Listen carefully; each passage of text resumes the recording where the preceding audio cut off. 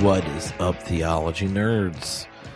This is Trip, and you're listening to Homebrewed Christianity, where since the year of 2008, we've been bringing you ideological ingredients, interviews with scholars across the disciplines that are wrestling with those age-old questions that humans have been asking around campfires for ages, you know?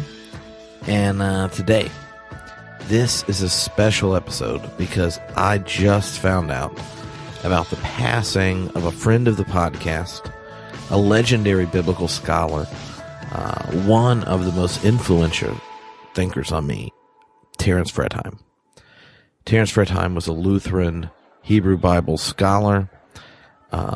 He was professor of Old Testament emeritus at Luther Seminary in St. Paul, Minnesota. He's published a ton of books, including Hope in God in Times of Suffering, a book called About the Bible, which is really cool if you're new to thinking about biblical scholarship and scripture. But in his academic work, he's done a lot of biblical theology, wrestling with the depiction of God in scripture in the Hebrew Bible, in particular looking at the nature of God, suffering, God changing, what covenantal faithfulness of God looks like in the tumult of history and the faithful and forgetful people of Israel. Like, I don't want to exaggerate. Look, this is 2 interviews back to back you're going to get. For those of you that want to hear Terence Fretheim in his own voice, it's his first 2 interviews on Homebrewed Christianity. I don't think they're really available on the internet at this point because they're in the first 200 episodes and we're about to cross 1,200. So these are 2 interviews, and he's just wonderful and amazing. And I just found out, and I'm emotional. And in this first interview is with Chad Crawford. For those of you that don't know, when I started the podcast, I started it with my best friend, Chad Crawford. And he was a Hebrew Bible scholar, a super Hebrew Bible scholar, on top of being like one of my 5 best friends for my whole life. And he's remained that even after his passing. He's such a big nerd that he taught himself Ugaritic. Yeah, go look it up. So that he could write a comparative exegesis paper. Anyway, he's a super nerd. He started the podcast with me. And I have listened to this conversation with him and Fretheim probably 100 times because it was a dear, dear friend of mine who has passed talking to a legendary biblical scholar we both loved. And then after that, you hear me talking with him 7 or 8 years ago, the first 2 times he was on the podcast. So I hope you enjoy it. And thank you so much for listening. But just sit back and enjoy a legend at work. All right, here you go.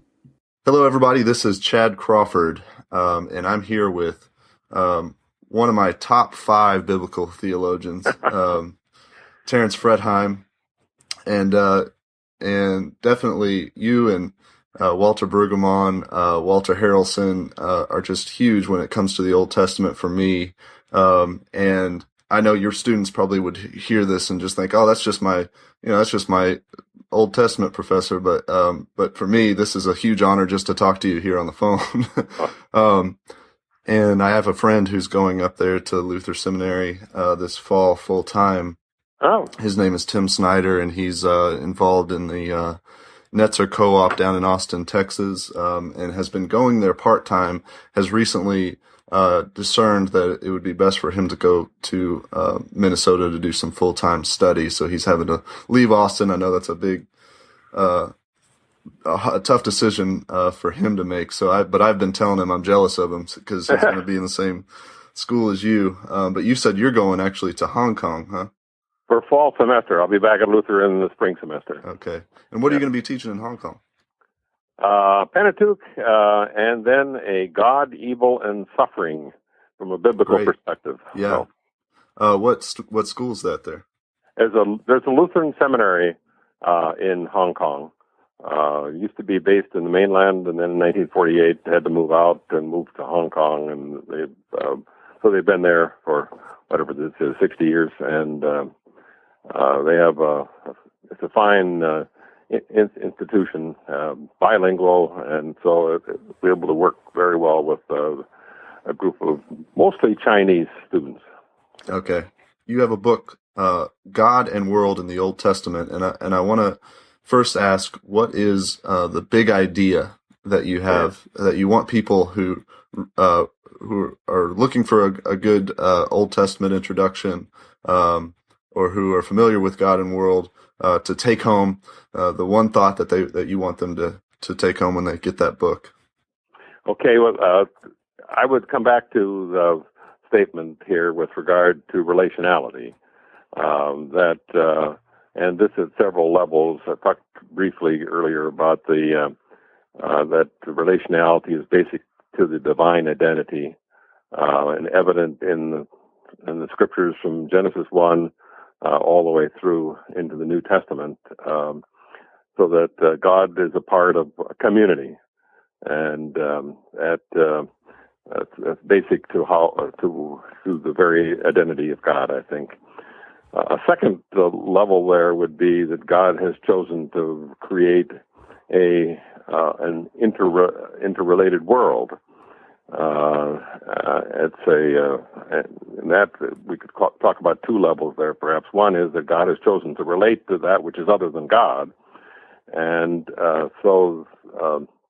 that relationship is a genuine relationship, and we'll have to talk a little bit maybe at another moment here about what that entails for God, that God enters into such a genuine relationship. Mm-hmm. And another dimension of that is that the world that God has created is in itself interrelated. That is to say, it's highly connected world in which every creature has an effect on every other creature at some level, and human beings, because of the power and the freedom they have a greater impact for good or for ill on all other creatures, which has significant environmental implications, obviously.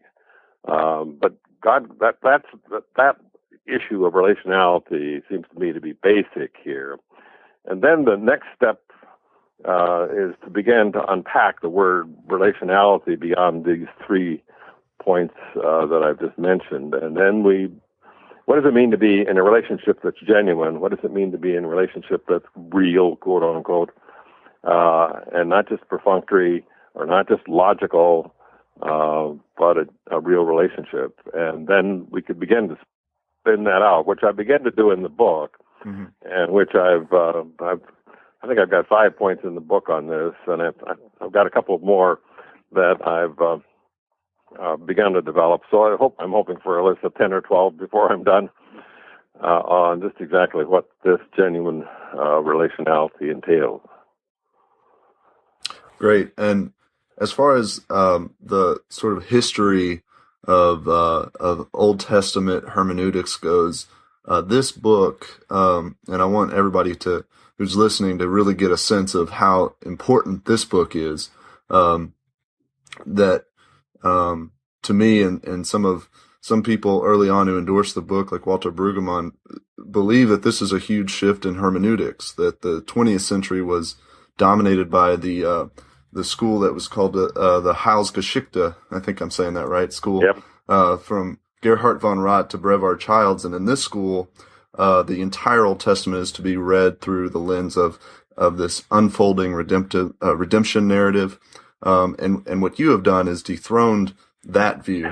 I believe you may not say that you've dethroned it, but maybe offered an alternative. But in its place, you've argued convincingly for a hermeneutic in which creation is the major theme, mm-hmm. And redemption is secondary to that theme. Could you outline that a little bit for us and the differences between those approaches, and maybe even after that we could talk about a passage that you like to go to really illustrate the difference there. Right. Well, I'm obviously been working against the grain a little bit here as I tried to develop this. Maybe I can turn to some scripture text immediately here, but I've been struck for a long time about the fact that the scriptures, thinking of both Old Testament and the New Testament now, begin and end on creational themes. That is to say, obviously Genesis 1 begins with the whole world in view, and not simply human beings, but all creatures. In fact, human beings have to share the sixth day of creation with animals. It's a remarkably broad-based, comprehensive understanding of the world, catching up every creature, and it's not just human beings that are given responsibility in that opening chapter of Genesis. Already before human beings are even on the scene, let the earth bring forth, and then the earth becomes the subject of a creation verb, and the earth brought forth. Mm-hmm. So here you have God relating to all creatures, human and non-human. The let us word to the heavenly council here is another involvement of that which is not God or not human beings, catching that up. I think that redemption is a crucial theme here, finally. But I think redemption enters on the scene not from Genesis 1, but from in later texts when sin and evil enter into the life of the creation and affect it negatively in a variety of ways. But to come back to the other text here, which is linked to the Genesis 1 text, is the Revelation 22 text, namely the new heaven and the new earth. Where we're going is a cosmic vision of all creatures being caught up in a new heaven and a new earth. And redemption is the vehicle which God uses to move toward and achieve that universal, cosmic, all creatures end. I think that the Heilsgeschichtliche perspective, the more redemptive-centered perspective, and I want to give that a kind of center, really, but that perspective tends to be so human-oriented, mm-hmm. and so that this vision of God's relationship with all creatures, and that really has to be the grounding of our environmental considerations, by the way, is God's relationship with that which is not human and not God. But I think that this creation theme enables us to talk about a variety of issues in a much more accurate, biblically way, and in a way that tends well to the non-human creatures that are so much a part of our world, and we're increasingly seeing that that's so.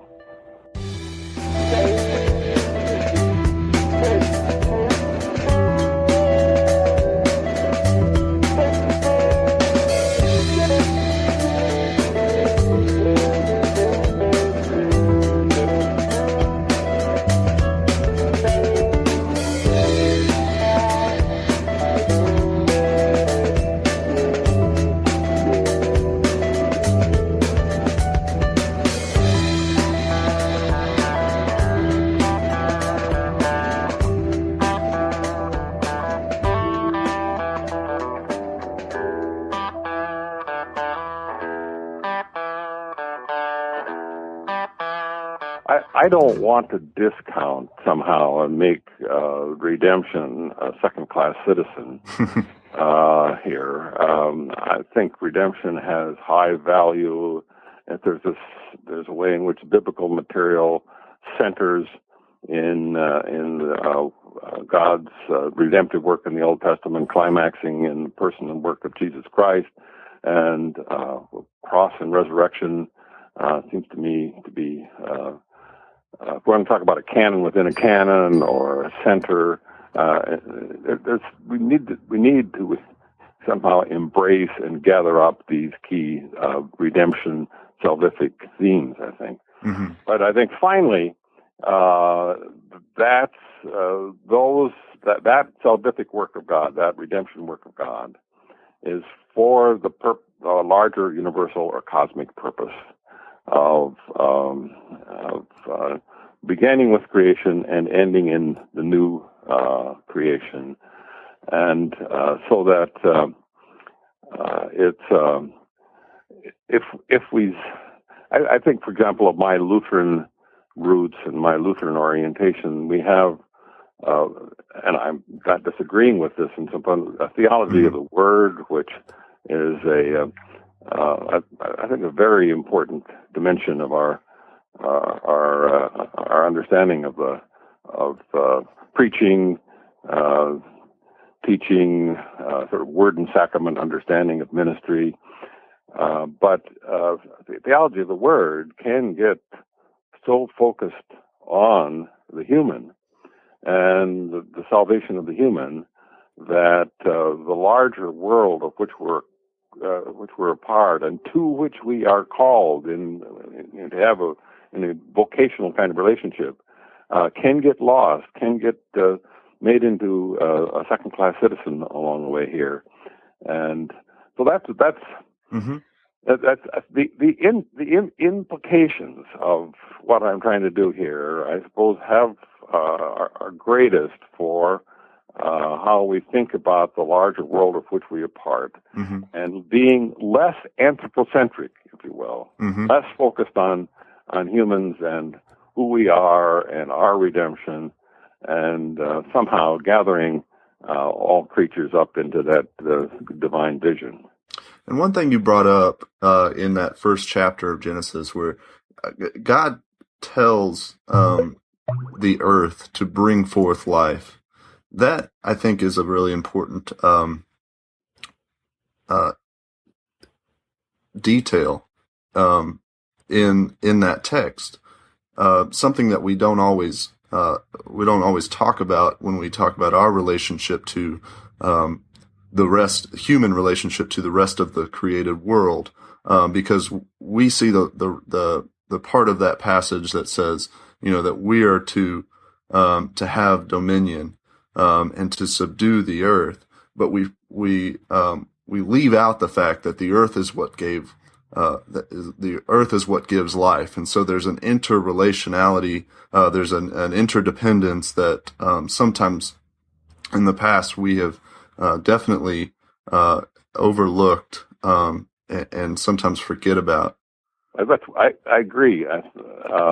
Just to focus in on those opening chapters, if I've been working with the theme, God created the world good but not perfect, Mm-hmm. now in some more recent stuff, and it's in the God and World book, but not filled out in the same way. If you take building up off, God invites that which is non-human and not God, the earth, to bring forth. God sort of that interdependent relationship with that was not God. Also, another theme in these texts is God's using that which is not human and not God to create still further creatures. So, for example, if you have in Genesis 2, for example, God creates the man out of the dirt, out of the dust of the ground. Mm-hmm. God creates the woman out of the man. Here's this creation out of something that already exists, and so the already existing creatures that God has made participate with God in the creating of still further creatures in a kind of a greater sophistication, if you will, if you want to talk about the creation of human beings in those terms, in the creatures that now are a part of God's world. If you go back into Genesis 1, you can perhaps a little bit more complex there, but in the opening verses of Genesis 1, where the Spirit of God moves over the face of the waters, it's kind of interesting. The very first image of God that you get is a God who's on the move, not static. It's a dynamic vision of God working with already existing material. It's kind of messy stuff there. But out of the mess emerges some discrete creatures that are themselves caught up by God in creating more creatures.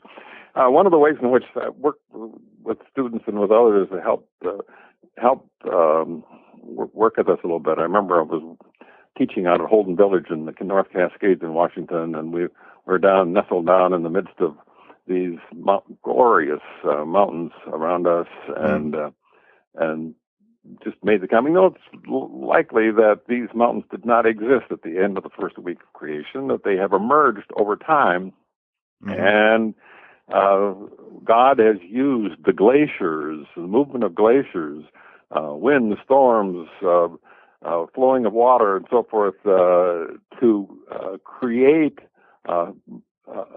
ever new dimensions of the world of which we are part. And so this sort of divine involvement of that which is not God and that which is not human in creating the world of which we are a part needs it needs closer attention, and I think the text can get us there. Or tsunamis in southeastern Asia, for example, the tremendous capacity they have to bring that which is new, different into being by being what they were created to be. Those are that valuing of that which is not human. Is so crucial, and to see God catch up, inviting them to be involved in the creation, using them to create further creatures, it seems to me to be sort of basic stuff. And if maybe one other theme here, if human beings are created in the image of God, and as Genesis 1 states, and then if you look at scholarship, then 95% of the scholarship on the phrase "image of God" has been focused on issues of image and likeness, and not as much on God. Who is the God who is depicted here, portrayed here in the opening chapters of Genesis? And it's certainly a creator God, and it's a God who has made choices to involve that which is not God in the creation of the world. And that says something about what it means to be in the image of God. It doesn't mean being sort of independent, acting unilaterally, but more interdependently with one another as we move into the future here, future of the world of which we're part. And you also point out the way that your understanding of God is different from our classical the concepts of God that we've inherited from classical philosophy, Greek philosophy, do a disservice to the Hebrew text as it describes a God that is relational. Yeah, this is an important theme. And you're quite right in your last phrase there, which you used. If you've got a God who is relational and in genuine relationship to the world, what are the implications of that as you think about who this God is? And I think that if, for example, one of the, let's say the first two relational issues I put out there, God so enters into relationship that God is not the only one with something important to do and the power with which to do it. So the very first words out of that God makes to the newly created human beings in Genesis 1:28, be fruitful, multiply, fill the earth, have dominion, subdue it. God immediately decides, I'm not going to do everything all by myself. I'm giving you something to do with respect to this world, and subduing is a pretty big word there. God then gives power over to that which is not God to exercise these various calls or charges that he makes to the human being at the beginning. And that power-sharing move on God's part needs closer attention. And I think the Sabbath day also enters, Genesis 2:1-3, enters into this conversation helpfully.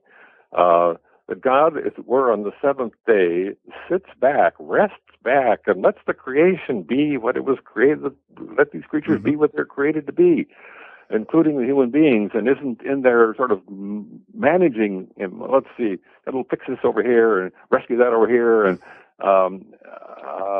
there's it seems to me these texts suggest a constraint, a restraint on God's part in relating to the world, so that the creatures are given genuine responsibility, and what they do counts, and what they don't do counts too, and that if I think one takes that dimension of relationship seriously, that affects the way in which you think about God, which is sometimes comes across as kind of in absolute control of every situation that it might emerge over time. God becomes almost a magician here of some kind.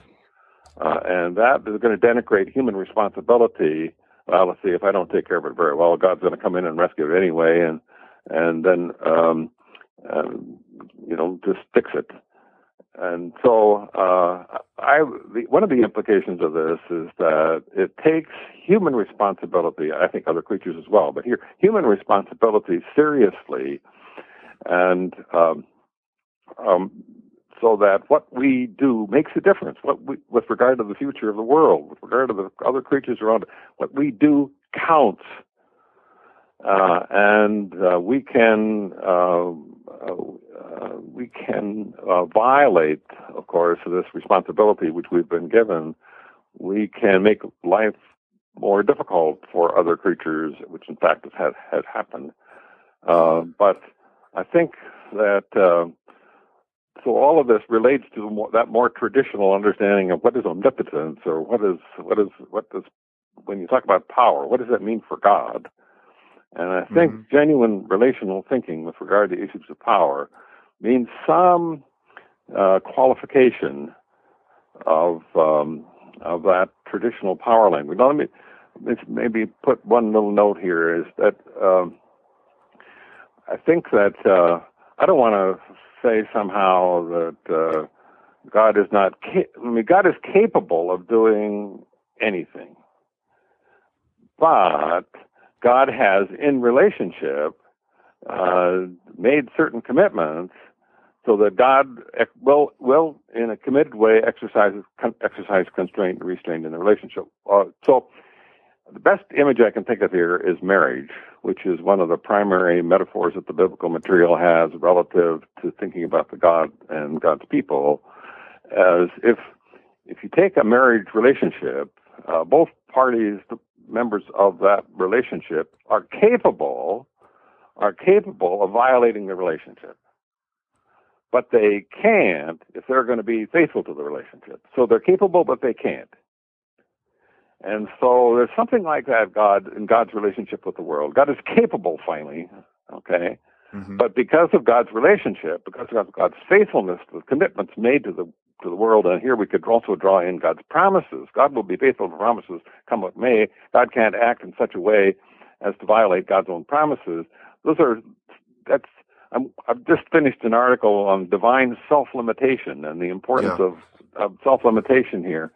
And so that God, by entering into a faithful relationship, puts certain options off limits for God in order to remain committed to that relationship. So that's in the area of omnipotence or power. And that's important when it comes to theodicy, to understand why people suffer. And we can't finally get God off the hook on this issue. That is to say, God created a world and chose in freedom to give creatures, particularly human beings, certain responsibilities. And God, by making that move, is in some sense then responsible for what happens in the wake of giving over that kind of responsibility. So that, you can't, so that, in other words, that initial free decision of God, and which is giving over, committed to this relationship, exercising constraint and restraint in the relationship and so forth. That initial commitment puts God back on the hook in some way. God, if you hadn't done that, there would be certainly a lot less suffering around it. But now, because you've so committed yourself to the world and to their freedom, here we could talk about both human and non-human, but because you've made that move, God, there is more suffering around. Mm-hmm. And now you got another problem on your hands. But what I want to make sure is that we just don't get God off the hook here. God retains some significant levels of responsibility for the suffering and evil that exist in the world. So you don't want to let anyone think that there is some kind of magical formulation that gets God off the hook. Right.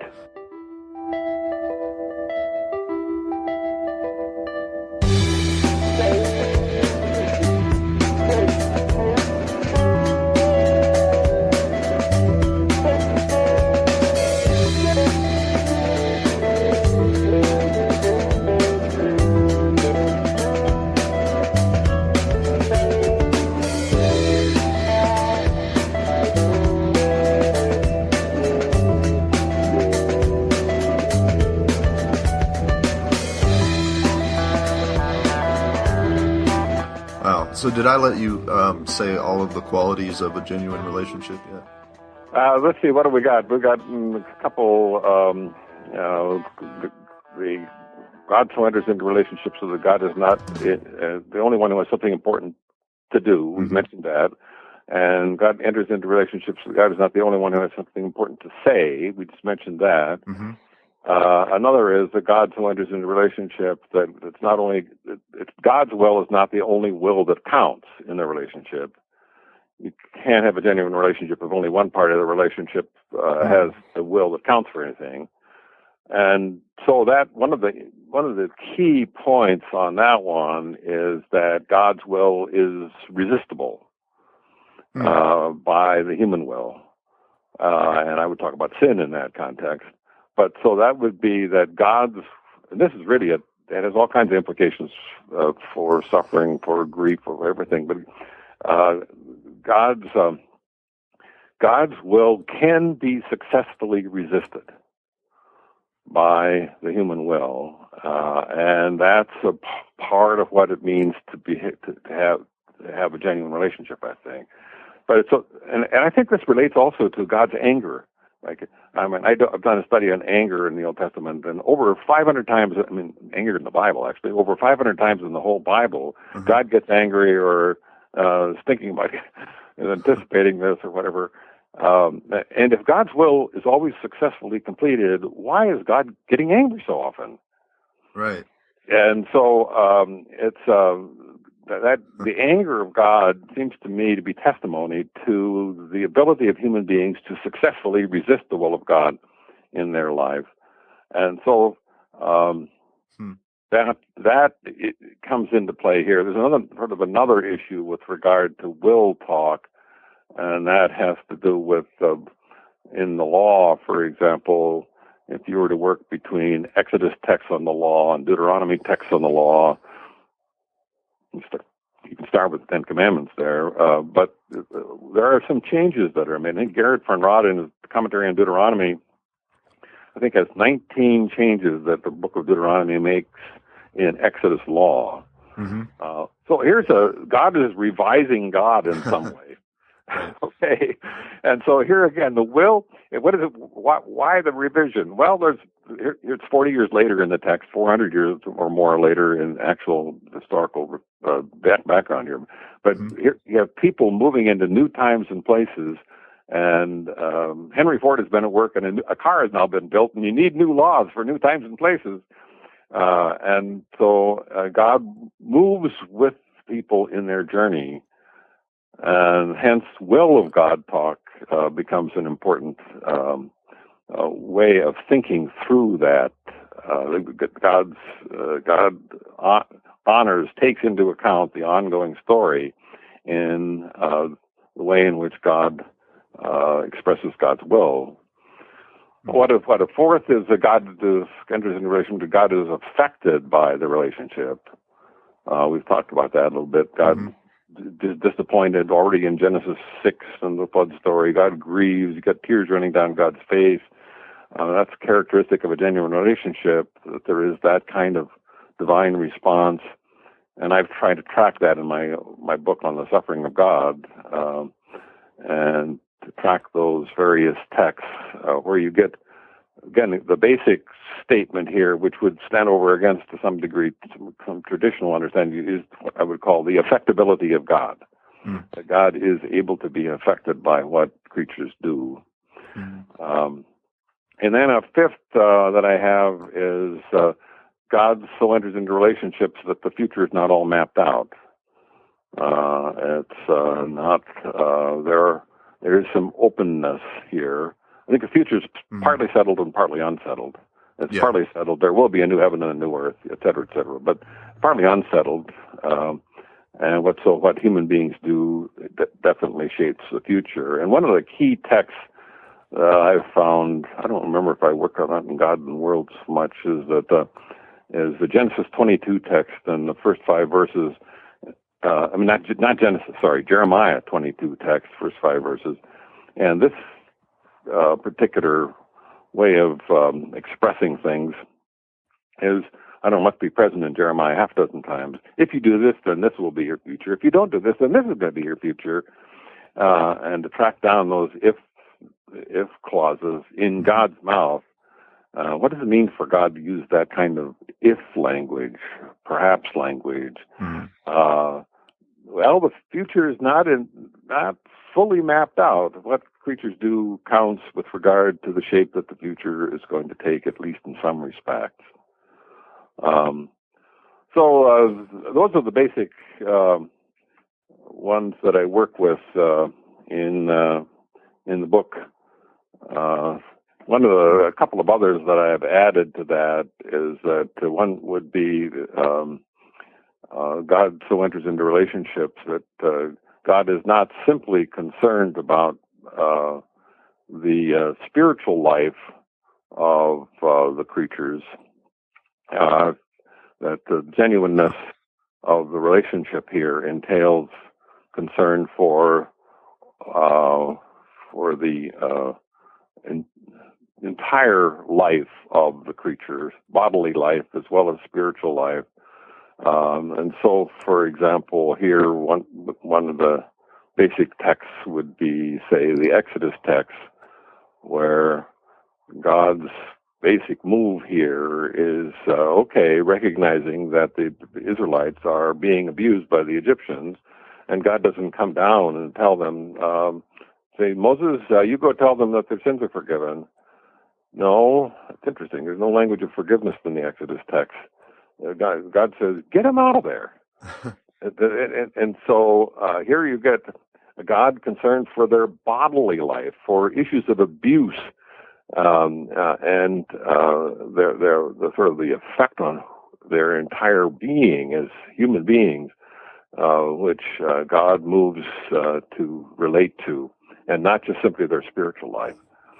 And so then you get into some interesting conversations as to what the meaning of salvation is, because salvation is used in Exodus 15 to talk about what God does in the Exodus.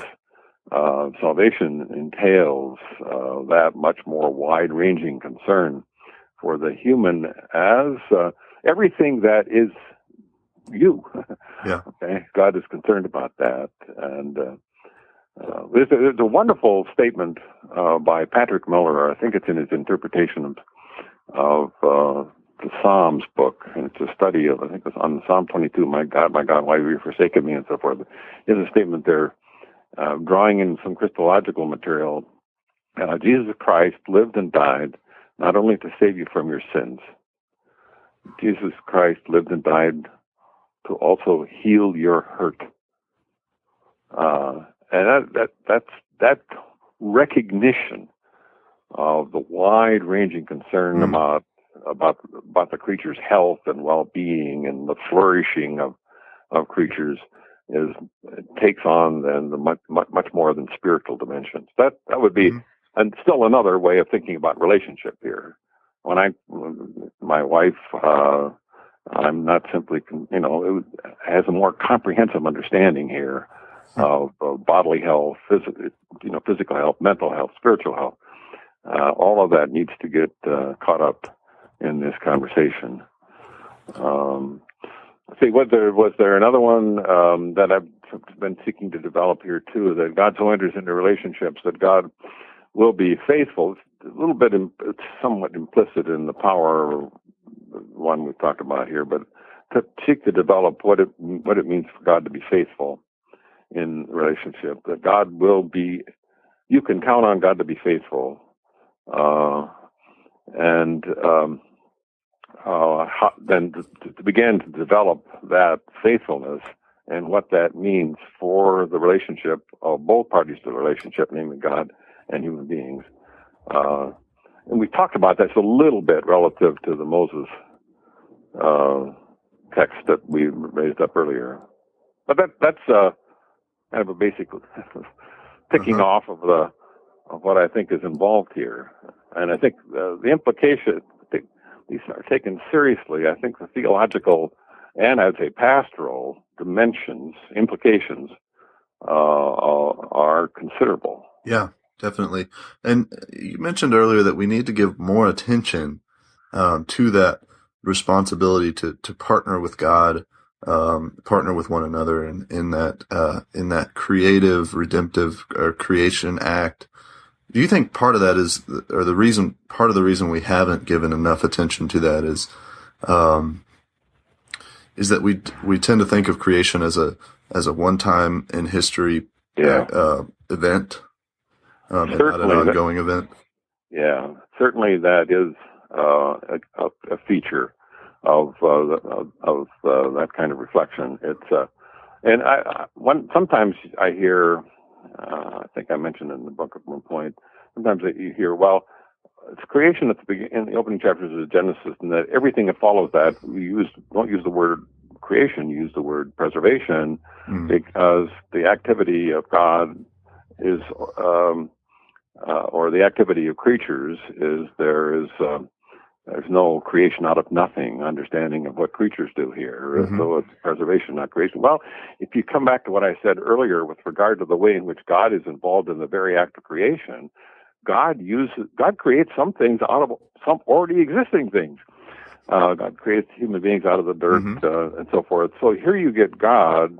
It's not simply in the opening chapters of Genesis. It's not simply creation out of nothing. There's some components there of that, but there's some God creates in key instances out of something. Yeah. And so the creation out of something theme certainly continues into the rest of the life of the world post-creation. And so that the language of creation, it seems to me, and God's choosing to work with already existing creatures and developing still new creatures is a theme which is consonant with those opening themes of Genesis. Yeah, and certainly our discoveries in science have more and more been in agreement with that understanding. And we've talked a lot about evolution and on this podcast with previous guests. And so that is, it's friendly to the idea that God is creating new things out of what's already been created. Yes. And that's genuine creation. That's not simply preservation. And one of the keys to that is that already in the opening chapters of Genesis, you get God creating out of something that already exists, and not simply out of nothing. So, yes, God's continuing creation is genuine creation. It's bringing into being something which is genuinely new, even though it may be out of something that already exists. Some new combination of things, and God uses already existing creatures to do the same. Well, I want you to, we're kind of coming to the end here, but I want you to respond to a statement that you often hear. You might hear your students say it. I sometimes hear preachers say it when they are assigned to preach a text from the Old Testament, and they just dread it because they prefer the New Testament. So I'm just gonna throw out a statement. I want you to respond to it. The Old Testament God is angry and vengeful, while the New Testament God is loving and merciful. Well, like in my, I'll be blunt about it. It's not simply a perception that's out there. It's pervasive in the life of the church, and it's just plain wrong because it doesn't pay attention to the text. If the anger of God is present in both testaments, In fact, there are stronger statements involving the violence of God in the New Testament than there are in the Old. And, I mean, just have people sit down with Revelation 14 sometime. Yeah. And hear the violence of God that's present in that text it turns my stomach.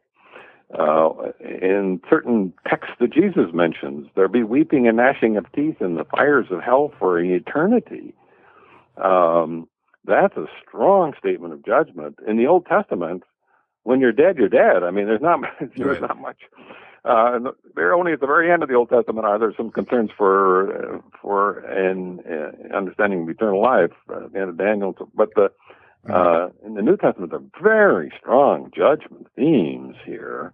And I think that somehow those themes get neglected when this sharp contrast between Old Testament and New Testament is drawn. Great. And in the Old Testament, I mean, you get basic confessional statements with the Lord your God, Exodus 34, the Lord your God is gracious, merciful, slow to anger, abounding in steadfast love, and so forth. You get the New Testament draws its statement about the loving God from those basic creedal statements about God in the Old Testament.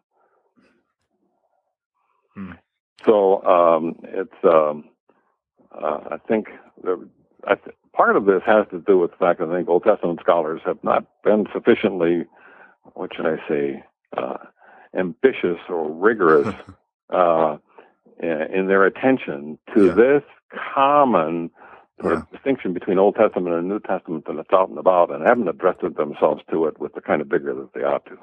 Well, in the Heilsgeschichte approach plays into that because it's an ongoing redemption story, and so the Old Testament just sets the stage for the real, the God to really reveal God's self as love and merciful, and so it's kind of a.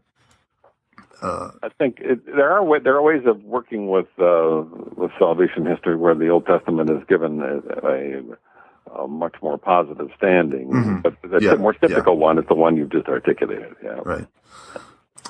This has been great. You've really been a great guest to have on, and hope we can do it again maybe after you come back from Hong Kong. Okay, well, I wish you well in your continuing theological conversations. I commend you for this kind of work. And, definitely. Well, we want to provide people who have been maybe out of a theology school for a long time with new thoughts, new ideas. We also want to give people who are just interested in theology, but their vocation is not to go to a theological school. So this provides a way for some other people to get access to these new ideas that they sometimes don't get in their communities of faith, unfortunately. Well, great initiative on your part. I wish you well. Well, thank you very much. You bet. All right. Take care now.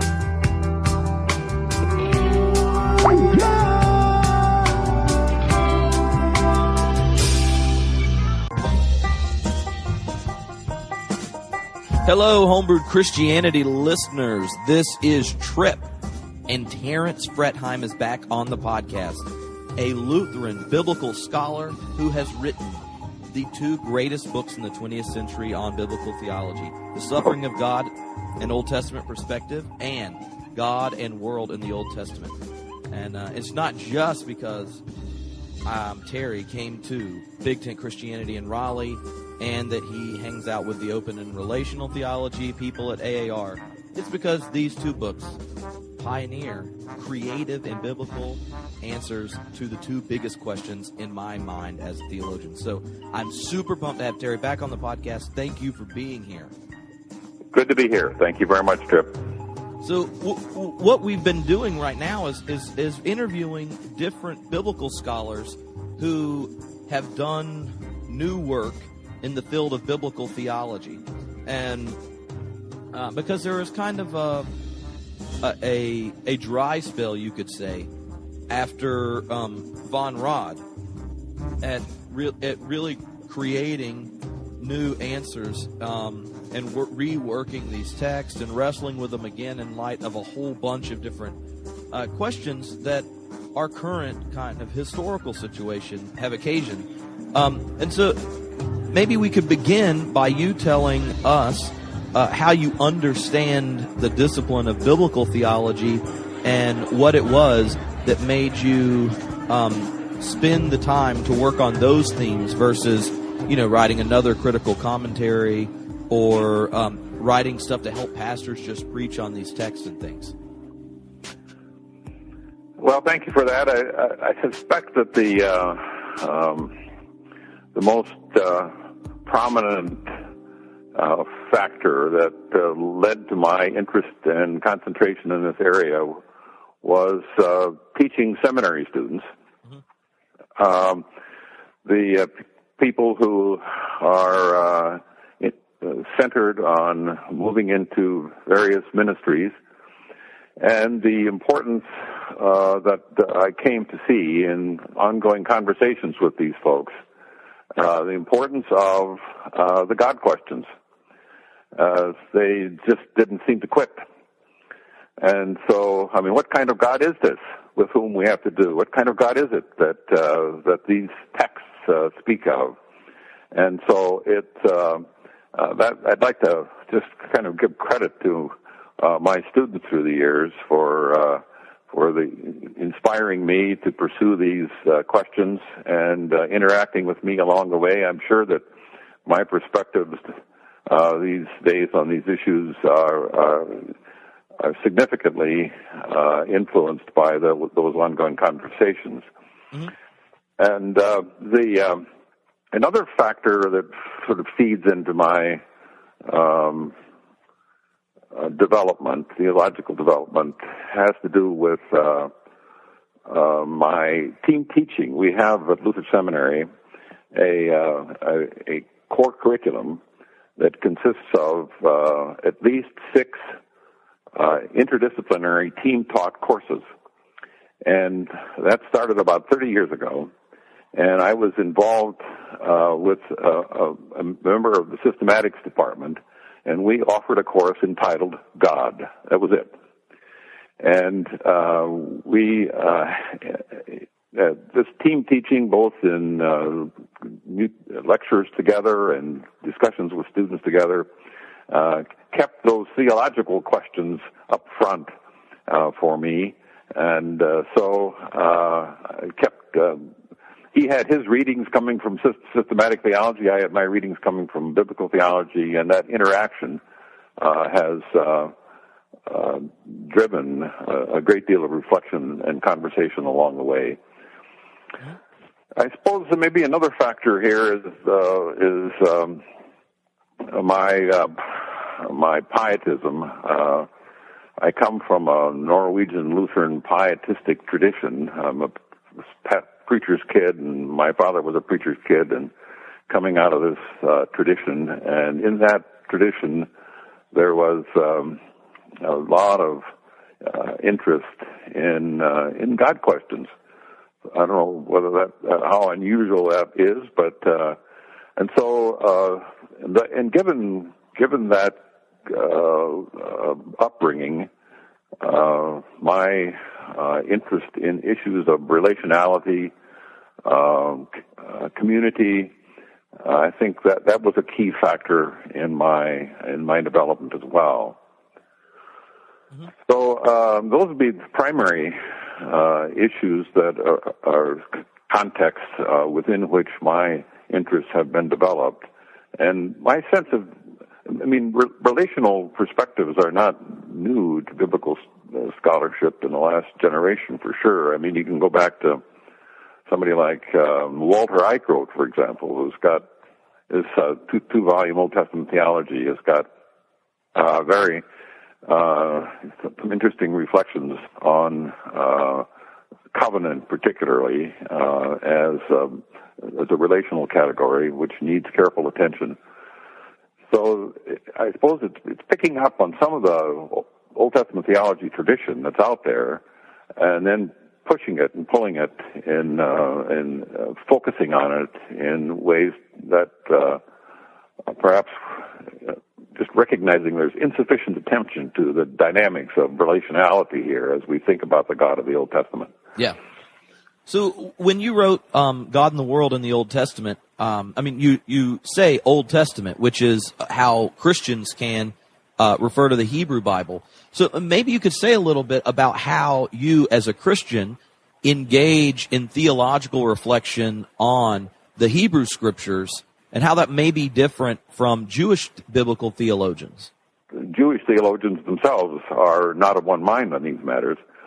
And you move from sort of the ultra-Orthodox through the Reformed Reconstructionist traditions here. But there was a Jewish scholar of great consequence in my thinking about these things, namely Abraham Heschel. And he's a conservative, comes from the conservative Jewish tradition. And his book on the prophets, in particular, has had a great impact on me. It's a book I continue to use, even though it's, 50 years old in translation. Continue to use that book with students in my prophets course. But here's a Jewish scholar who has considerable interest in issues of a relational God and a God who is genuinely affected by this relationship. He speaks of the pathos of God, etc. And so that there's a lot of similarity between, say, Heschel's position and my own position. And so there's as a Christian, I understand relational issues to be central. When you work with a Christological perspective of God becoming human and taking on a deeply relational life in the midst of a community of consequence. So I think there across the Christian and Jewish perspectives on the Hebrew Bible, there are significant commonalities. And I want to lift those up. I want to attend to them and learn from my Jewish colleagues here how I might better enter into that conversation. Mm-hmm. Do you think that your own location as a Christian impacted the way that you read these texts? Abraham Heschel is someone who has, I guess, had a huge hearing not only in the Jewish community but in the Christian one too. But I'm just wondering if you've paid so much attention to the questions of suffering and relationality and these kinds of things and brought them out of the Hebrew Scriptures in your work. What was it that would be is there something that's distinctively Christian or from your Christian location about your work in relationship to the Hebrew Scriptures, or is it more your own identity that makes it such? Well, I think my own identity is a key factor here, and perhaps is most important. Though I haven't actually sat down and tried to analyze that in any detail. But I think that when you pursue at least when I pursue the God question, what kind of God is this with whom we have to do in these Old Testament texts? Then what has happened to me is there are some commonalities that reach across the Testaments here, and there are Christological reflections emerging from New Testament studies that keep moving back and forth across the Testaments for me. Though I want to honor the Old Testament context as much as I possibly can, and I will never get away from my Christianness. Honor that Old Testament context that's pre-Christian, and so not be sort of too explicit, too direct in talking about the God of the Old Testament, and sort of constantly having reference to New Testament texts, Christological dimensions of that conversation. So it's a little bit of a struggle there in some ways, being who I am, and yet trying to honor those Old Testament texts that are pre-Christian in their origins and their early times. So that's a part of an answer to that question. Mm-hmm. I want to get at how you see God coming from scriptures, and there's a number of issues related to wrestling with the God question in Scripture, but I guess at least for Protestants, a number of the traditional categories or attributes of God, you spend some time critiquing, and in your book, The Suffering of God, one of my favorite lines in the book is on page 44. If someone is wise enough to go get it and just wants to underline it so it's there forever. Okay. Is the phrase, God is, quote, inside time, not outside of it. Yet there never was nor ever will be a time when God is not the living God. There is no moving from birth or toward death for God. God's life within the flow of events is qualitatively supreme. God's salvific will remains unchanged. God's faithfulness is never compromised. God's steadfast love endures forever. The Old Testament witnesses to a God who truly shares in human history as past, present, and future in such a way that we must speak of a history of God. Yeah. Maybe you can unpack that a little bit, and what parts, maybe when you were in this systematic theology interdisciplinary class, or to a lot of your students, that they have hesitation or pushback when you start connecting God's relationship so much to the world, that God's self-limited, that God can suffer, that the world has an impact on God, and these kind of things. How did you get there? I mean, some people suggest that it's my Christianness that has entered too much into the conversation here with regard to my seeking to understand the Old Testament God. And I don't know, it's no doubt so. I mean, I can't set my Christianness aside when I work on Old Testament texts. But I try to honor those texts and in their specific context as best I can. And one of the things that strikes me again and again about the Old Testament story of God is how much God is involved in the story. And that gets caught up in conversations with, say, Moses or Abraham. There's a genuine engagement here and interactions that God sort of enters into their lives as sort of almost sitting across the table and having it out with them about one or another of these theological issues.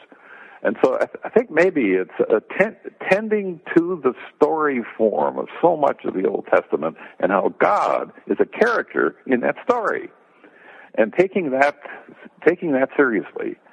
And I think that's a key factor here. And you could go back to the very first chapter of Genesis, where at the end of in the seventh day, it says, or at the beginning of chapter 2, God finished His work on not day 6 but day 7, and God rested.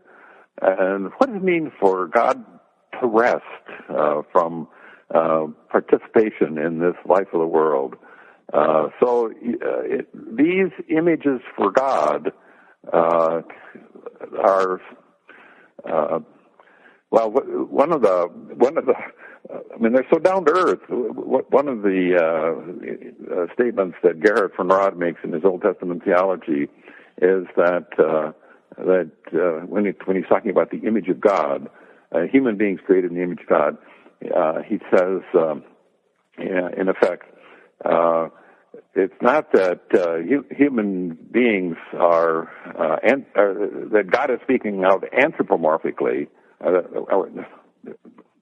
but that we're speaking of human beings theomorphically, And so, there you are. There's a move across the divine realm and the human realm that's undertaken by God from the beginning of things, and that invites exploration of this ongoing down to earth relationship. When students hear, like for example, that your notion of divine power isn't the kind of classical Protestant one of Calvin or something of omnipotence, and they just start pushing back, where do you go in Scripture to invite them to rethink through these kind of assumed ideas of divine power? Back up 1 second there on the language of omnipotence gets into this conversation in ways that can sometimes be unhelpful. I think that it's not that I want to say push away from omnipotence or suggest that God is not all powerful. That's not the direction I would want to take. The direction I would want to take is that God is all powerful, but that God, in choosing to relate to the world, has taken a self-limiting way into this relationship for the sake of a genuine relationship. And so it would be, I would go to texts, for example, like, say, God changing his mind. Mm-hmm. In the flood story, you get the beginning of the flood story where God makes a move toward blotting out humankind. Then there's a recognition, there's this Noah there, this character Noah, and God moves in a different direction from the initial move that God made at the beginning of the flood story. So he's not going to blot him out. In fact, makes a promise never to do that again. Because of I think, an understanding of this relationship that God has with human beings involved. It's very striking to me that human beings don't change from the beginning of the flood story to the end of the flood story. In chapter 8, verse 21, they're in the same condition as they were in 6:5. The new element is God is decided, in view of these developments, to take a different route with the world into the future. And that means an act of self-limitation. God limits the divine options. I'm never going to do that again.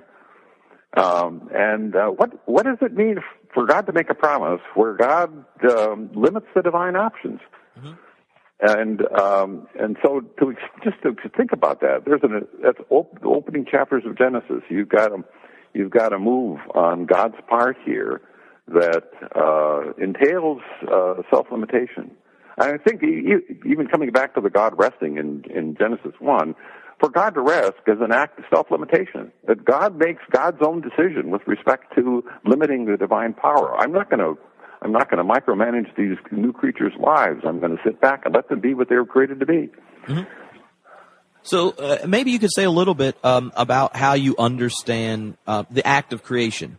I am a Claremont philosophy and theology PhD, so we hang out with all the process people all the time. And the nature of creation in philosophical theology gets argued, right, like creation out of nothing, or creation out of love, or creation out of some primordial matter. And in those philosophical theology fights usually include, the Genesis 1 text and those kinds of things. But I noticed in a relational theology of creation there, you kind of point out that the Jewish people, their creation story, where God created them, is the Exodus, and that these Genesis texts are more like telling the backstory about the God they've come to be in relationship to. So how does understanding these kinds of things about the text and the communities that are witnessing to God in the text reframe the ways perhaps me and my philosophical theology friends like to use them when we argue about creation out of nothing or not, and that kind of thing? Well, one of the directions that I've taken in sort of some recent publications say my book on Creation Untamed, God, Bible, and Natural Disasters, the first chapter in that book I entitle God Created the World Good but Not Perfect. And I try to lift up some texts in Genesis 1, subdue the earth, for example. What is, I mean, if the earth is perfect, the world is perfect, what needs to be subdued? There's some dimensions of this creation text that suggests that creation is on the move, continues to need attention, and moreover, the word comes to the human beings. You participate with me, if you will, in the ongoing creation of the world. And so it's striking to me that in the opening chapters of Genesis, God again and again invites the creature, not simply the human, but invites the creature to participate in ongoing creation. Before human beings are even on the scene, in chapter 1, verse 11, God says, let the earth bring forth. Okay, and then it goes on, the earth brought forth. That's a participatory, relational, communal understanding of creation. And so that's one of the things I want to lift up in my conversations about these things is that God is presented from the beginning in the biblical material, in the creation accounts, as one who is relating to the creatures, both human and non-human, in the ongoing development of the world. So I don't think Genesis 1 sides one way or another with regard to creation out of nothing. Mm-hmm. I think that you can get there in Maccabees, you can get there in Romans and Hebrews, and so finally, personally, that's where I would want to make some statement like that. Creation out of nothing, but that Genesis 1 doesn't get there. It has an angle on this that is more making use of that which is already there to bring about further creations. Mm-hmm. But finally, a biblical theology, I think, needs to take these creation out of nothing texts. I mean, and they're explicit. There's more than one of them. Needs to take those texts seriously, and that's a kind of some tension that exists there. But Genesis 1, I think, doesn't address itself to creation out of nothing. It's working with already existing things from verse 2, chapter 1. Mm-hmm. So maybe you could say a little bit about the relationship of Exodus and Genesis and how you see those two relating and communicating or retelling the story of the people of Israel's creation out of the Exodus. I think it, first of all, needs to be claimed here that the biblical material begins with a universal frame of reference. Israel isn't in view for 11 chapters of Genesis. Mm-hmm. And it's interesting that if you take the whole Bible into account, Revelation returns to that universal form of the book of Revelation returns to that universal frame of reference. And so one of the language I like to use here is that God makes a specific decision. Well, back up. God's got a problem. And namely, sin has entered into the life of the world. And how is God going to deal with this phenomenon? Well, one of the things that God could have done, I suppose, is snap the divine fingers and immediately turn everything back to Garden of Eden situation. God does not make that kind of move because I think that would be in violation of a genuine relationship. And so God makes a move with Abraham and family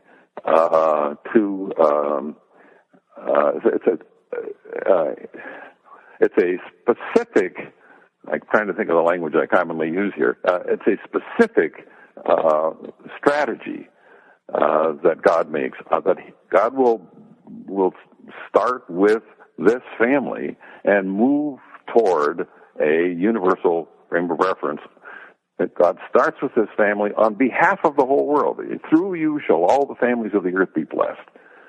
So that the Israelite piece, and beginning with Abraham and the promises associated with Abraham, moving into the Exodus, That's in service of this more universal strategy, goal that God has in mind.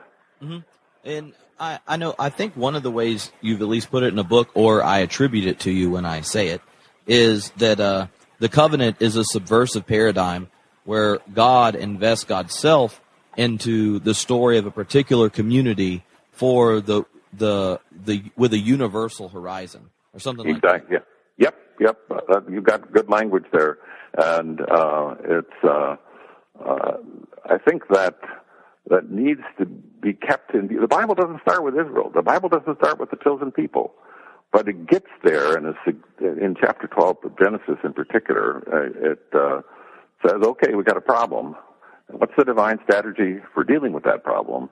And it's to work through this is an initially exclusive move, Israel, for the sake of a maximally inclusive end. And I think that's, you don't have to go to the book of Revelation to see some dimensions of that end that God has in mind. Already in the prophets, you've got an articulation of that kind of future. That's universal, that catches up the nations, catches up all people, so that the exclusivity move on God's part has an inclusivity destination. Mm-hmm. So maybe you could say a little bit about Abraham. You have an amazing new book on Abraham, and if you are an audiophile, like if you like listening to audio, if you just Google Terence Fretheim and Abraham, there's a whole lecture series that that is available online at you did a Lutheran retreat center, and it kind of walks through the book.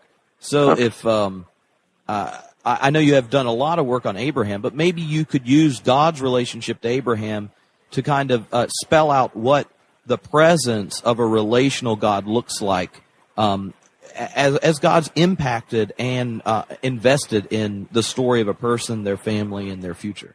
You used the word story. I would want to emphasize the word story. That in the story of Abraham, Sarah, Hagar, Ishmael, you get the outsiders in there too.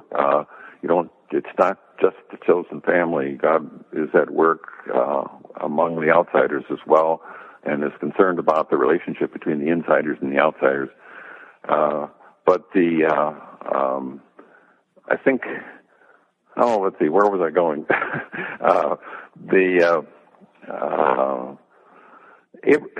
Abraham and God engage in remarkable conversations along the way.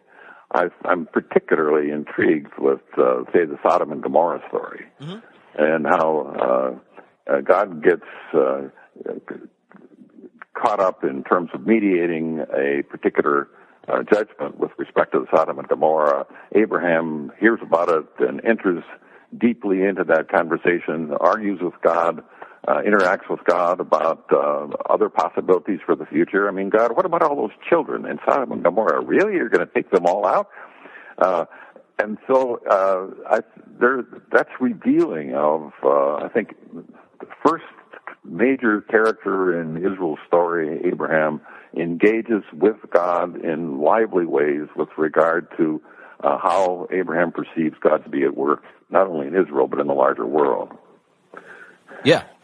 Well, maybe you could say a little bit more about the Sodom and Gomorrah story. How would you reframe that story for those who either see it as an example of God eventually wiping people out and kind of being mean, and a good story to end up blaming the homosexual community and stuff in our contemporary context for all sorts of things, be it earthquakes and tsunamis, floods, and that kind of thing. Maybe you could say a little bit about how that story's been misused and what kind of other themes and readings are latent in the text. There's you've got a couple of key questions there that are lively at the present time as we think about texts like that. There are two major issues that I see here. One has to do with judgment, and one has to do with the same-sex behavior issue. On the first, I think that you take a look already at the flood story, and then it appears also in the Sodom and Gomorrah story, is that the relationship between sin and judgment is important to consider. That is to say, God created the world where acts have consequences. And those consequences, good acts or bad acts have consequences of one kind or another. And those consequences are not imposed upon a given situation by God, but they're emergent from the sins of the people. I mean, that's the created moral order is more the language I like to use here. And God sees to that order. Klaus Koch, a German scholar, has an interesting language he uses. He talks about God midwifing the order. I mean, you got a baby that's going to be born here, folks. God tends to the move, the mediation from act to consequence. So there's a striking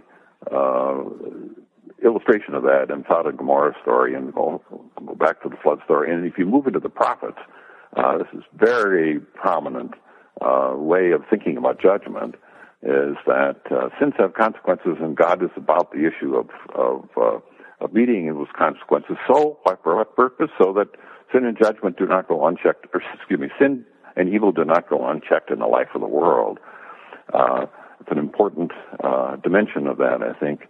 So I think that in the newer translations of the Bible, I think I think the word punish and punishment is going to disappear in the translations, and we're going to have more understandings where translations where we're talking about the disastrous effects of human sin that issue from those sinful acts, and not a penalty or punishment that God imposes upon the situation from without. That's some of the reflection on that one. On the other one, on the same-sex relationships in this text, I think that it's interesting to me. I did a lot more with this kind of work 8-10 years ago, but one of the things that strikes me about that conversation is that fewer analyses of the Sodom and Gomorrah text understand that to be a condemnation of, or even an illustration of, same-sex relationships. What you've got is gang rape. Chapter 19, Exodus, verse 4. Everybody in town becomes involved in this sexual activity. That's gang rape. That's not a same-sex relationship of that we commonly think of. And I find that increasing numbers of people who are committed to a more conservative understanding of same-sex relationships, eliminating the Sodom and Gomorrah text as a text which condemns such relationships. They're talking about something different, and I think that's an important development. How, in looking at as a biblical theologian, and now we're at a time where, unlike the church's advocacy for the inclusion of women or the more equality among the races and that kind of thing, there's or slavery, there's verses for and against all those things, and you can always Galatians 3:28, any of those, but what's not in Galatians 3:28 or spoken of positively in Scripture at all, short of doing a creative reading of David and Jonathan or something, is a monogamous same-sex relation. To me, that seems like it could occasion us to reevaluate how we understand the authority of Scripture, and how it functions for us to think theologically and ethically about issues today, if more of the mainline Protestant churches are moving towards the acceptance of ordained gay clergy and gay marriage. So how do you talk to students about thinking of biblical authority and exegesis around this kind of heated issue where you don't have those texts to just point at and go, look, in Christ there is neither nor? It's a big question, Tripp, and it's one with which I've struggled for many years. I think that there's no sort of nice, neat way of lining up the pins here to deal with some of these tough texts, whether we're dealing with issues of same-sex relationships or dealing with issues of violence. The violence texts are in some ways even more difficult because of not least because of the association of God with that violence. But I would finally move to a canon within the canon position here, and understand that there are certain central texts, say Exodus 34, 6 and 7, Lord, Lord, gracious and merciful, slow to anger, abounding in steadfast love. And that's a creedal statement. That's a confessional statement that's up front at a key point in the text in the Moses story. And that articulation of the center of the faith, what kind of God with whom do we work here? It keeps being repeated throughout the Old Testament, gets picked up in the New Testament, and understand that that's a center, a canon within the canon, in light of which every text finally needs to be understood and interpreted. So that would mean that, at least from my perspective, you don't level out these texts so that every text has the same level of import. The phrase I like to use is that there's an inner biblical warrant for seeing certain texts as having greater theological import than other texts. Mm-hmm. And the ongoing use of these creedal statements about God seems to me there's a form critical argument there, an inner biblical warrant argument that the text itself wants to make claims with regard to this understanding of God, and well, again, my language, canon within the canon, a center in the light of which other texts need to be interpreted and need to be assessed. Many Christians, even if they don't like the phrasing of it, usually do unreflectively. Yes. And also it's a practice we see Jesus engage in. So, like in the Sermon on the Mount, Jesus rather explicitly rereads Hebrew Bible text and then, gets up to the but I say unto you type passages, and specific towards forgiveness of enemies and those kinds of things. So as a Christian, and you've said that you grew up in this home of generations of ministry and a kind of Norwegian Lutheran pietism, what were those texts for you? Not just the Jewish credo in the Hebrew Bible, but for the texts that for you as a Christian that have guided your own understanding of God and relationship with God as you've progressed in your career, but also lived through your life as a Christian. It depends to some degree on what stage of my life we're talking about, but right now, and for the last generation, really, I think in my thinking through these things. There are key texts, like, say, the suffering servant songs in Isaiah. Mm-hmm. Isaiah 53, perhaps in particular, where you, even given all the, discussions with regard to who the servant is and so forth, but that there's something deeply reflective in the nature and life and vocation of suffering servant, that tells it like it is, with respect to what it means to be a follower of the kind of God with whom we have to do in the Old Testament. And that this is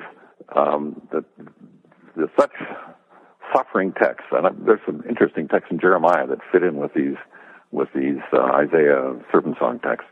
I think they have helped shape me, and I think they've helped shape later texts, New Testament and so forth too, as key to understanding who this God is, what this God is about, and how God seeks to move in the world toward those that universal destiny, if you want. That's not the right word. Universal objective that God has for the whole world. It's in and through suffering. So that the phrase I've been using lately, I don't know if it's in print anywhere yet, but is suffering. And again, servant songs are key here, but the suffering is God's chief way of being powerful in the world. And then to sort of unpack, what does that entail? That a God who suffers is a way of being powerful. Mm-hmm. And I think that we can see some of that in people that we know, that people who have entered deeply into the lives of other people and have suffered in so doing, have transformed those moments, have transformed those families, even communities, and that somehow we need to think about God as making use of that form of power, if you will, suffering power, as a way of working toward the redemption of the world. And then, of course, somebody would say, I mean, there your Christology is surfacing again, Fred. I mean, and so okay, maybe it is. But there are some significant continuities, I think, between these suffering imaging of God that we find in the Old Testament and New Testament understandings of what God is about. Mm-hmm. So, a couple of the themes that Walter Brueggemann, when I was interviewing him, knowing you were coming, he would make asides and go, I think Terry and I disagree about this. You should just ask him about it. And this was all after he said you are the greatest living Hebrew Bible scholar, a friend who he's learned more from in agreements and disagreements. So when I grow up, if he ever says anything like that, then he can complain about me all he wants. Well, I'm honored that he would say that. Yeah. So one of them was when I was pressing him about those texts of terror, and he said, Tripp, you're a lot like my friend Terry. I know he reads those process things you do a lot too, and he wants to fix God's character for God, and I think God's recovering from being abusive. And y'all want to be able to take this Christian image of the God who is love and then use that as your hermeneutical key to reread the whole Bible, and I just don't think that's fair. So maybe you could say a little bit about that, because if you're me as a philosophical theologian, it's really hard for you not to think that God and God's own essence prior to creation, or the decision to invest in creation, character evolves such that at one point God can order genocide and the next one later is forgiving enemies from the cross. But Brueggemann was really upset by me and my philosophical theology type people who do that. So how would you kind of address those issues about the development or evolution of God's character as a character in the text versus God's character as God is in God's self? My initial reaction is, wow. And I mean, Walter and I have had good conversations through the years, and I deeply respect and honor his work. But we do have some differences, and one of the words that pops into Brueggemann's work, particularly in some recent Old Testament theology work, for example, where the language of sovereignty just appears in virtually every title of every chapter, at least through the first half of the book or so. When I hear that language of sovereignty, what I say is, well, okay, Walter's Calvinism is emerging again. Like he would say to me, well, Frethiem, your Lutheranism is showing its edges here.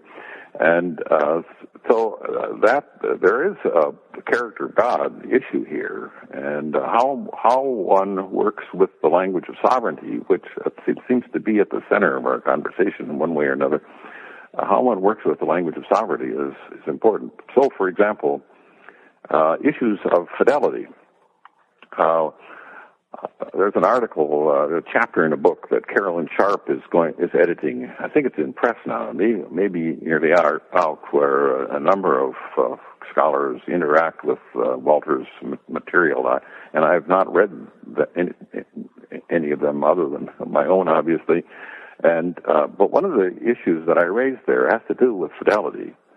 I would want to claim, and maybe this is my Lutheranism showing, but I would want to claim that the divine faithfulness is a prior claim here, that God will be faithful to God's promises come what may, and that may well limit God's options with respect to a way into the future. So, for example, you start already with the promise at the end of the flood story. That limits God chooses God himself to limit God's options with respect to action in the future, and God will be faithful. Issues of fidelity enter here. God will be faithful come what may. Walter wants to talk in a little more qualified way with regard to divine faithfulness. And God, one of the phrases that he has in his Old Testament theology is that God can withdraw fidelity in a given moment. That God's freedom trumps God's fidelity. God is free to to withdraw from faithfulness in a given relationship and make a different move into the future. So it's sovereignty, fidelity, seem to me to be two themes with regard to divine character that enter into this conversation.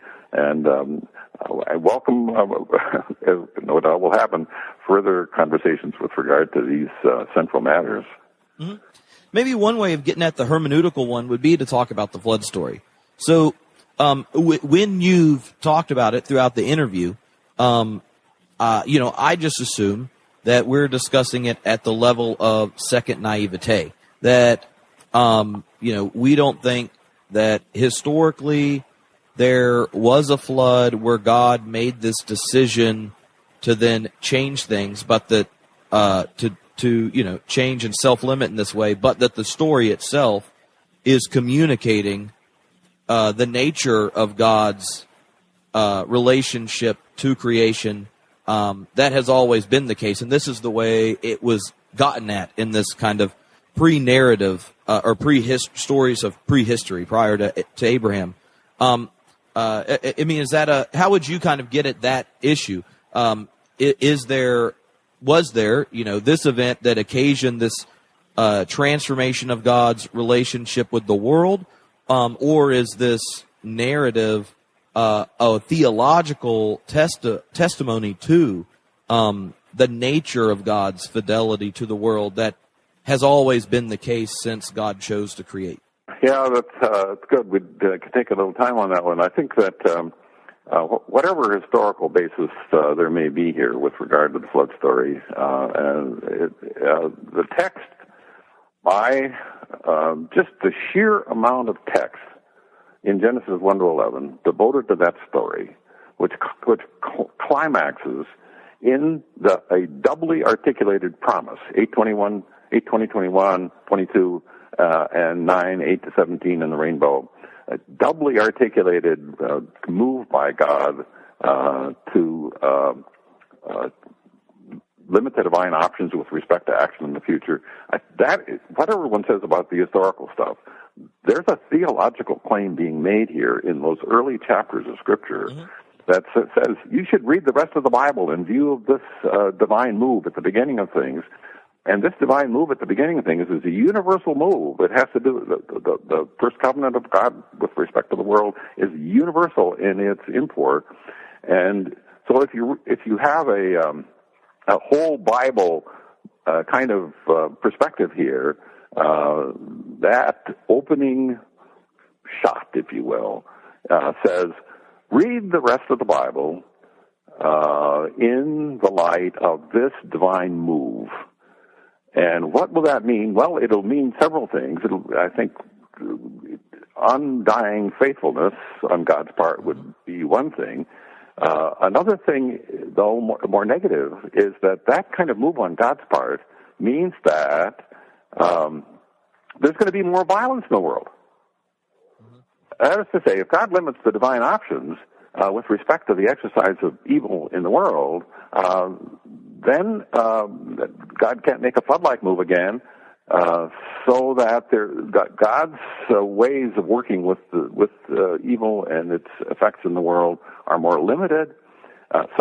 Finally self-limited, Anyway, those opening chapters of Genesis, particularly the flood story and its promises, seem to me to shape how one responds to issues of violence in the rest of the Old Testament, as well as issues of divine faithfulness. I don't know, that's the direction I would take. Yeah. So how then does someone who sees God having limited God's own power and relationship, that creation is an ongoing activity that the created actually participates in, that someone who is rework the understanding of divine power such that God's agency isn't the only agency, how then do you understand the promise or the future or the eschatological horizon of God in Scripture, given the possibilities that are available to God are also impacted by the freedom that the created order has? I don't know, maybe it's because Lutherans haven't attended as well as they might to eschatological issues, and that is maybe a personal shortcoming on my part, that I haven't dealt with those kinds of questions as much as I should have. But there's a statement I think that John Polkinghorne makes, maybe in his book on Quark's Chaos and Christianity. He concludes one of the later chapters in that book. God will allow nothing of value to be lost. And so that God will attend to that which emerges from creaturely activity, and I would say both human and non-human here, but human in particular, and gathers along the way that which is valuable, and that's a divine move, won't allow that value to be lost. Mm-hmm. And so I like to think of the future as, in terms of the image I use, is a patchwork quilt. That future, interesting in prophetic text, the extent of which already existent creatures will participate in the shaping of that future. And so that God's role then is gathering all the good, all that which is of value, and putting it together into a quilt, if you will, of a new heaven and a new earth. Mm-hmm. And the timing of that is open-ended, I think. Let's see what, this is not a good statement for me to assume God's role here, but let's see how this develops over time, and what might best be done with what's made available to me as I move into the best possible future for all. Mm-hmm. So one of the questions that got sent in from our kind of regular listeners was for me to ask you about my apocryphal story about you. When I was in college, first or second AAR SBL meeting before they split up, I went to, there was a open and relational theology meeting, and in it was discussions about divine power and such. And in the question and answer period, now I've retold the story so many times, so it may have significantly changed, even though the moment was important for me. Some people have said, we can't be sure of eschatological assurance because of God's self-limitation and all these kinds of things. And the issue has been pressed, and you could see that the process people were trying to get you on their side, and that the open theists were trying to get you on their side, but the way they framed the problem was problematic to you. And in my imagination, you said, you said, well, the problem has a lot to do with y'all's obsession with nothing. God created out of nothing, and y'all can decide whatever that is. But the second time God created out of nothing, it was death. It was Christ's death. And when God created out of the nothing of Christ's death, God put a possibility for transformation and hope into the nothing that each one of us and all of creation that shares finite existence will find itself. And the idea that you communicated in connecting God's the creative possibilities that God brings, regardless of how you want to talk about the nothing as, you know, innate material or literally nothing, or the possibilities that love, relational love evokes. You know, they have all those in the fight. But you said creation comes from God's investment into the nothing, however you call it. And this becomes possible, relational living and loving with God. And into the nothing of death, God creates again. And the issue is not the definition of the nothing, but the affirmation of the possibilities God speaks even into the nothing that is death. In view of relationships that God takes up and honors and is faithful to through the generations. Mm-hmm.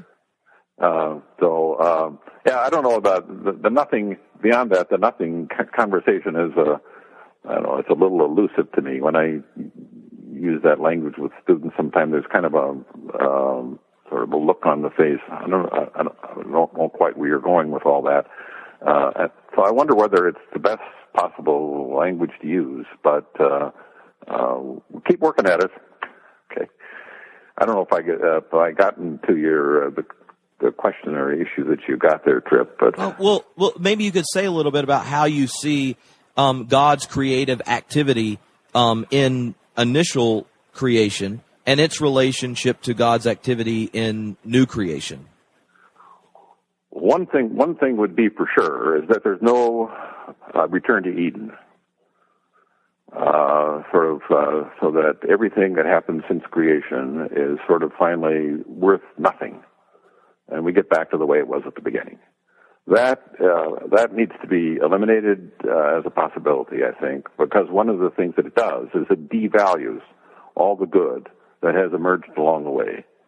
And coming back to that quote from Porkenhorn that I used earlier, God honors that, God values that good that emerges in creaturely life over time, and will find some way, it's beyond me, but find some way of gathering, is that the right word? Gathering all that valuable, which is valuable and has emerged over time, and putting it together, what verb is best here, into a new heaven and a new earth. Mm-hmm. And it's newness has to do with not some sort of something that emerges out of the blue with no continuity with what has preceded, but in fact gathers all that which is good, all that is valuable from every creature through the ages, and brings it together into a grand finale, if you will. Mm-hmm. Yeah, in process philosophy, you know, that we have objective immortality is what Whitehead would talk about, in the sense that every event of life is remembered and redeemed and preserved as redeemed in God. And then Marjorie Suhaki went on to say, yes, and that, you know, it objectively has eternity. And she said, well, it should have a subjective reality too, in that God revives these society of redeemed events such that they can consciously or with life participate in the divine life, not just preserved as a memory. And, I would probably want to say a little bit more than that, but I do find the idea that in every moment, God's presence to each moment means God not only remembers it, God is in the process of judging and redeeming it internally within God in each moment, and then preserving all the beauty and zest of life and adventure and love in each moment with God for all eternity. That becomes part of God's eternal memory. Yeah, we're moving along the same lines of reflection there. I like the word. I like the return to the language of good, which is used in the creation accounts. I like the language of value, but the language that you've used is helpful too, and we can work together on that. One of the questions I got from a student, several years ago, is will there be a library in heaven? And so, yeah, occasions some reflection for me. If yes, there will. There's got to be a library in heaven. That great value. But what might it imply that we make trips to the library in heaven, and so that there is that which is ever new emerging, even in the new heaven and the new earth. The last thing I want to do is play a game. Okay. And I played it with Walter, and now he's very excited to find out what you do with this. Okay.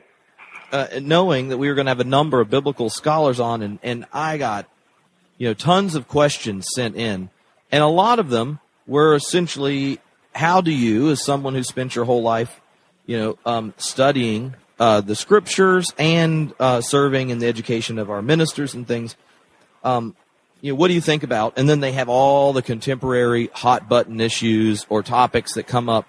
And so the challenge is, take your Hebrew Bible, Old Testament wisdom, and then when I name the topic, just name whatever comes up first, be it a text or a story or an insight, that if you were going to talk about this topic or preach about this topic or have a discussion about it informed by the wisdom in the Hebrew scriptures, here's where I would go first.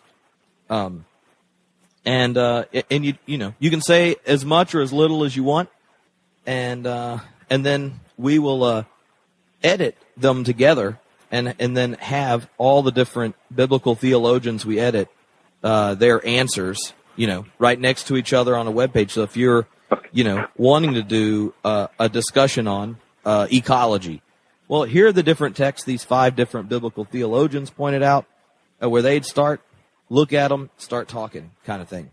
Mm-hmm. So, and you can skip whichever ones you don't, and I'll edit that out, and no one will know you skipped it. Okay. All right. So the first one is Old Testament wisdom and the ecological crisis. I think that I would go back into the Genesis 1 text and lift up the value of the creatures that are indicated there, moving day by day through the list that Genesis 1 in particular offers, and notice the value that God gives to these creatures, involving the earth, the waters, human beings, us all, in an enterprise with regard to the ongoing world in which we live. Particular Christian identity in an increasingly pluralistic world. Well, one of the things that comes up at me there is that the biblical texts are more pluralistic than we might initially think. There are various angles of vision that are there. There's a lot of interest in non-Israelite characters, nations, and I would say that gathering some of that interest in non-Israelite in the non-Israelite world could be very helpful in thinking that through. The current debates about sexuality and marriage in culture and in the church. Well, we're in the midst of a conversation there of consequence, and we have much to learn, I think, and probably much to forgive as well and be forgiven for. I think that it would boil down for me to the nature of God. Who is this God with whom creatures have to do? And this God will be faithful to relationships that God has established, and that defined faithfulness, I think, will catch up issues of sexuality in important ways. So that's where I'd go. The current issues around immigration in the United States. Well, here the issue of insiders and outsiders comes to play for me. My Abraham material works with some of that. It's striking to me that the Bible doesn't begin with the chosen people. And once you get to the chosen people in Abraham, Genesis 12, and you've got these outsiders that are emergent along the way, Hagar, Ishmael, etc. And for the biblical text, the interaction between the chosen people and the outsider, if you will, the non-chosen people, is a deep recognition that those outsiders are of crucial importance, not only in the self-understanding of the chosen people, but in shaping the ministry, the mission to which the chosen are called. Our current economic crisis and the growing disparity between the rich and the poor. We need to listen to the prophets much more closely than we have. They speak to that issue directly. And one of the things we often forget is the extent to which that prophetic concern for the divide between the rich and the poor, the prophetic concern for taking care of the less fortunate, is deeply rooted in the law, in Exodus through Deuteronomy in particular. And we need to tend to those texts, get those texts out and about among people so that they see the extent to which the Bible is concerned about these economic issues. The kind of growing awareness of both the themes of empire in Scripture and a recognition of the imperial stance the United States has had as it's been the superpower in the West. I would finally move here toward the suffering servant text. That those, whatever you might say about certain texts which have more sort of empire orientation coming from Israel or elsewhere, those suffering servant texts sketch a vocation for the people of God, and provide I think, a way into life with the rest of the world that can be salvific and redemptive for us all. Where would you go, given the current divisive, partisan environment during the election season? Turn off the television would be the first thing, maybe, but notice the extent to which that divisiveness among politicians and prophets and so forth is present already in Scriptures again and again. This is a part of the human condition, that we are inadequate and just plain old sinful in the way in which we carry out important conversations on behalf of ourselves and others. And so that would be the direction which I would take it, I think. Mm-hmm. How would you address the demonization of Islam in Christian culture in America? Well, it would be interesting. It's interesting to me that in the Quran there are over 250 references to Old Testament characters and texts. There needs to be a way that we sort of come together and talk about issues that we have in common, characters we have in common, texts that we have in common. And in that conversation, we might find a way into the future that's more positive and beneficial for us all. So the last question, as a father and grandfather, what is your favorite Bible story to tell dramatically with the youngsters of the Fretheim clan?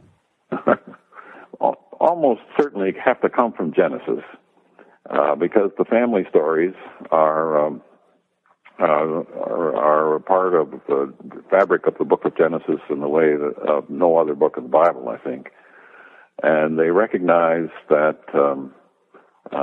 this family is dysfunctional, and we need to bring out both the love and the joy of family life and recognize the difficulties and the dysfunctionality of family life that we move through, and come finally to the end of the book of Genesis in chapter 50 in the Joseph story, where you get the